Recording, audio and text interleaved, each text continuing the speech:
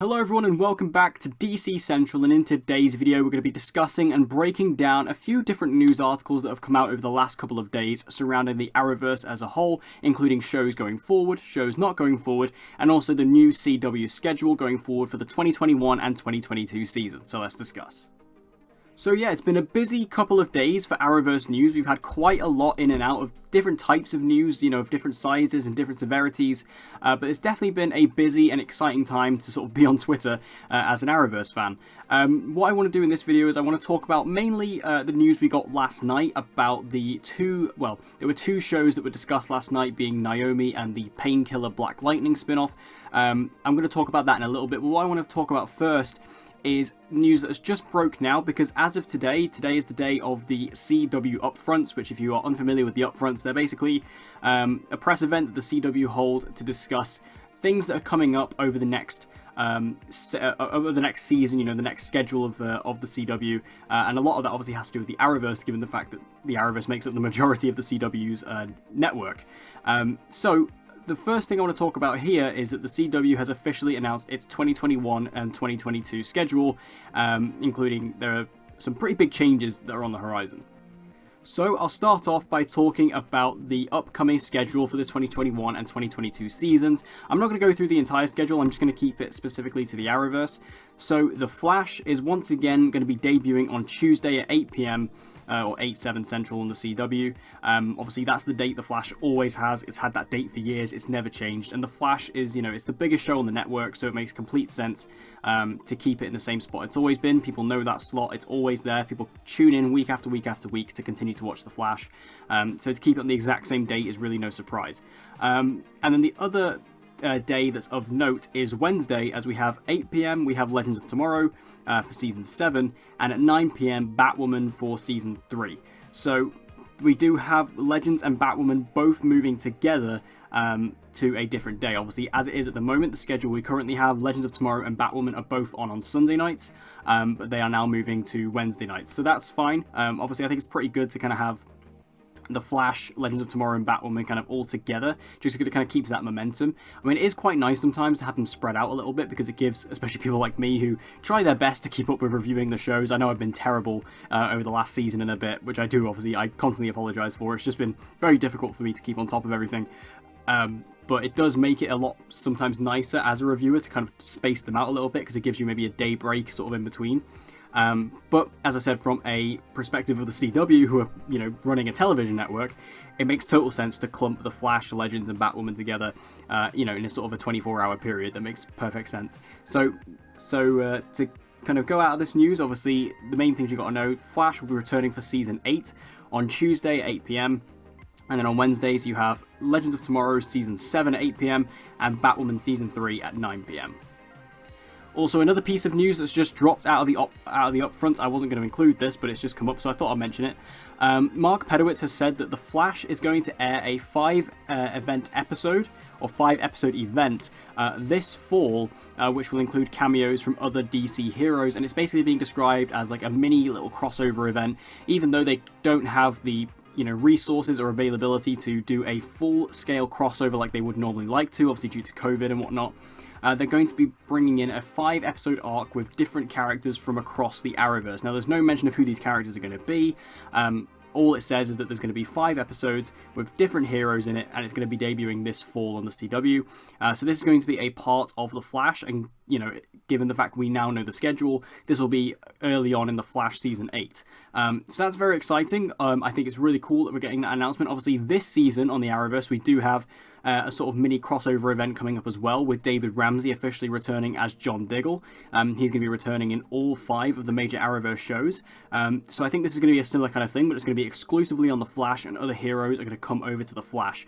So what heroes are going to be on there? I'm not too sure. I'd love to hear your thoughts. Which characters would you like to see appear on The Flash? I think they're going to be pretty major ones. Like, I wouldn't be surprised if we see Tyler Hoechlin as Superman, or if we see Sarah, from Legends, maybe Batwoman. There's a lot that they can really do with that. So make sure you let me know your thoughts in the comments down below. Which DC heroes would you like to see appear in this Flash event? And final piece of news out of the Upfronts, again, this has just come out very, very recently. The CW has announced an animated Bebo Saves Christmas special. I'm just mentioning this, I don't really want to talk about it too much. This just sounds like a silly thing they're going to do. You know, a Bebo special, sure, whatever. You know, Bebo has kind of been a joke that's kind of died in the Arrowverse as of late. It was kind of really popular at one point, and then it just kind of died, and they haven't really mentioned it very recently. So, interesting choice to bring Bebo back, but, you know, it could be a fun little thing to throw around Christmas time. We'll see how it goes. Right, okay, now moving into the real meat and potatoes of this video, what I really want to talk about is the news that was announced last night, which came very late last night, and we got an announcement regarding two different potential Arrowverse shows, that being Naomi, which is being spearheaded by Ava DuVernay, and also the Painkiller show, which is going to be a spin-off of Black Lightning, which aired its final season and its final episode last night. I've not seen any of Black Lightning Season 4, I'm waiting for it to drop on Netflix here in the UK, and I'll binge through the entire season. That's what I've done with every season of Black Lightning, so I'm going to do that with Season 4 as well. Not sure exactly when it's going to come out, but it will come out sort of in the next few months, hopefully. So this news kind of came out at a pretty, good time, really, because it came out pretty much a couple of hours before the Black Lightning series finale aired, so it kind of gave us this question answered before it actually happened, which I thought was pretty good. But anyway, so the news is that the CW has officially picked up Naomi to a full series, and it will be going on as a new entry into the Arrowverse going forward, which is really, really exciting. Obviously, it's always great when we get a new show announced, and Naomi's being spearheaded by, as I said, Ava DuVernay, who is, I believe, an Academy Award-winning director, at least Academy Award nominated. I believe she's been nominated for Academy Awards, etc. I didn't research that one, but you know, she's a well-known name. You know, she's a big name in Hollywood, and she's now doing a CW show, which is incredible news. And this Naomi, I don't know a lot about the character. I've only really seen, you know, the comic cover and also the picture they used to recreate that comic in live action with the actress they've chosen to portray the character. I don't really know a lot about this character, but I think it will be a very different show, because it doesn't seem like it's going to be perhaps maybe a superpowered. It seems like it's going to be a lot more low-key. Based on the image, again, I know nothing about the character, nothing about the comics. If you do, then feel free to fill me in the comment section down below. I'd love to know more about her. But this kind of looks almost a little bit Jessica Jones-esque. Not, you know, obviously as dark and as violent and brutal as Jessica Jones was, but, you know, that kind of character, almost like this investigator, that sort of thing. That's kind of what this looks like to me. Based on the image of her in the photo room with all the different pictures hanging on the wall, etc. Seems like she's more of like an investigator character, which, you know, could be very interesting, and again, very different for the Arrowverse. All the superhero shows we have in the Arrowverse are all very either vigilante or superhero based, so to have something kind of completely different I think is really interesting. So I'm excited to see that, and that's been picked up for a full series, so we're going to see that sort of in the next schedule of the CW. Probably not this upcoming season, it'll probably be the season after, or it could be this season actually, given the fact they've already cast it. Maybe they just haven't included it in the schedule yet, because they might be doing it maybe in 2022, and they'll switch up the schedule mid-season, which is, you know, not abnormal for the CW. So really cool that this has been announced and it's going to series. I'm excited to see what it is, because again, it looks very different from most of the CW shows we've seen so far, so that to me gets me very excited. But on the flip side, we also got some very sad news from this reveal, which is that the CW will no longer be pursuing or going forward with the Black Lightning spin-off Painkiller. This is something that was announced around before the time of the Black Lightning Season 4 premiere, and it was said that they are interested in doing a spin-off based on Khalil Payne, aka Painkiller, and they were going to have a backdoor pilot in Season 4 of Black Lightning to kind of shoot off of that. Now again, I don't have really any opinion on the backdoor pilot because I've not seen it. I've not seen any of Black Lightning Season 4. I will do a full review for Season 4 of Black Lightning once the show is finished and once I've seen it. But in terms of the backdoor pilot, I have no opinion on it. I don't even know what other people thought about it, really. I haven't really seen much on it. But they did do a backdoor pilot in Season 4, and it seems like they were... I don't know, I never really got the impression from the CW that this was a show that they really wanted to do, and this was something that they really wanted to push, because ultimately Black Lightning was never the biggest show on the network. It was never, you know, the one that, even out of the Arrowverse shows, that is particularly talked about the most. I mean, even though it has a very strong and dedicated fan base, especially people like me who, you know, I've always said about how fantastic Black Lightning is, especially after the last season where I was like, it's genuinely probably the best Arrowverse show we have. I still stand by that. You know, I think as of right now in the Arrowverse, like its current state, I think Black Lightning is probably the best show. You even though it does have its strong dedicated fan base and a lot of people love it, it's just never been the biggest viewer on the CW. You know, people haven't tuned in that much for Black Lightning. It's never reached the numbers of The Flash or Supergirl or Arrow in its heyday. It never reached those numbers, so it's always been a bit of a weird one for me that they announced a spin-off, because it seems like that, you know, the interest was never really there for a spin-off. And even though I thought Painkiller is a really cool character, I really like him on the show, would he have been able to carry his own series? I don't know. He kind of works really well in Black Lightning as this kind of anti-hero. You know, sometimes he's a good guy, sometimes he's a bad guy. He kind of really works on that scale.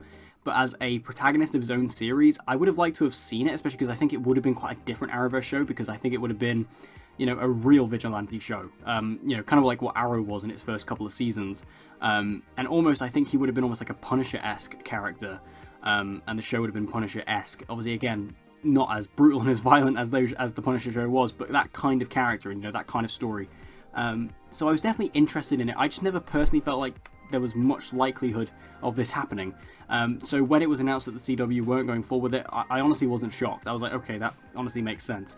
And a big part of me would have been really kind of sad and jealous, which is a really unfortunate thing to admit, but I would have been really jealous if this show would have gone forward and Green Arrow and the Canaries then wouldn't have, because Green Arrow and the Canaries obviously was announced a long time ago that it wasn't going forward, which I think we all would have kind of accepted by that point. But Green Arrow and the Canaries, obviously being an Arrow spin-off, was the one that I wanted. I wanted that show so badly, just because it meant Arrow would have continued in some way, shape or form, and we didn't get that. And given the fact that Arrow has always had higher ratings than Black Lightning, if the Black Lightning spin-off would have gone forward, I would have been like, well, why couldn't we have gone Green Arrow and the Canaries then? So yeah, overall, the news of Black Lightning's spin-off being cancelled, it's not a major shock to me, because again, I never expected it to go to series. I never thought it was going to be one that was really going to sell to the CW and one that was really going to launch its own series. It just felt like a bit of a weird idea. And again, if that had gone forward and then we never got Green Arrow and the Canaries, I think that would have been an unfortunate turn of events. But there you have it. Sorry for a bit of a abundance of news there. Again, there was quite a lot to cover, but like I said, there has been quite a lot of news recently following all of this and stuff like that. But what do you guys think about all this news? Again, make sure to let me know your thoughts on the CW schedule, all the other news we got from the Upfronts, which characters would you like to see in this Flash crossover event, and also what are your thoughts on Naomi and Painkiller going forward and not going forward respectively. Make sure to let me know all your thoughts in the comment section down below. And if you want to see more DC content and Arrowverse content like this, including reviews, news and all kinds of breakdowns, make sure to let me know your thoughts and subscribe and hit that notification bell so you don't miss any uploads from DC Central, and hope to see you guys again next time.